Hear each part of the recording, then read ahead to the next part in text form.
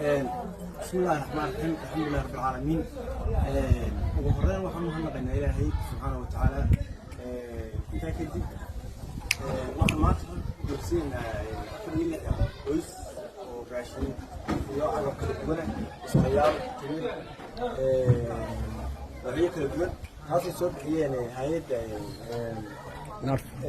u diyaargarowga aqoonta iyo kaydka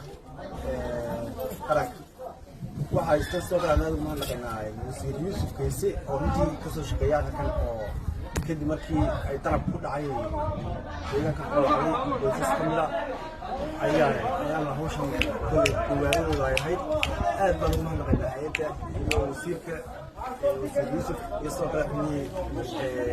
qoraalay gudleeda oo wada taagay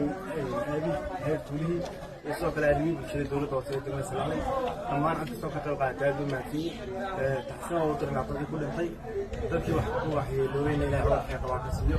cid soo ka qayb qaatay Ilaahay subhanahu wa ta'ala bisaga xasaabta ma daro adduunka assalaamu alaykum wa rahmatullahi wa barakatuh. بسم الله الرحمن الرحيم. إلهي بمحمد مركز الغرب وحن هلكن وقم هذا علينا هايد يهدروا فوجك وكيد الشنجة القرنكة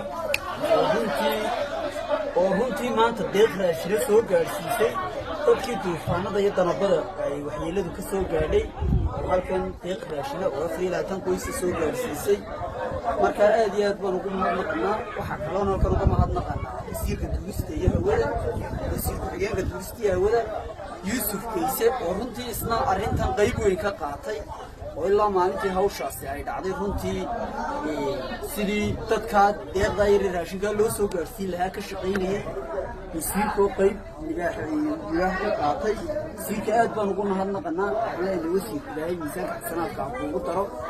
iyo maamulka dawladda hoose oo ugu horeeyo xogayaha dawladda hoose oo isna ilaa maalintii nasiibadaas ay dhacday aan maalin ka fadhiisan oo hawsha ka shaqeynayay iyo inagaasmaha arrimaha bulshada qadarkaas oo isna arrinta aad uga shaqeeyay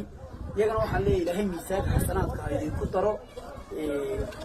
waxay ka soo jawaabeen baahi taagay dad dhibaato ay soo gaadhay ayay soo gaarsiiyeen deeq raashina waxaana Ilaahay miisaanka xasanaadka ugu daro. Assalaamu calaykum wa rahmatullahi wa barakatuh.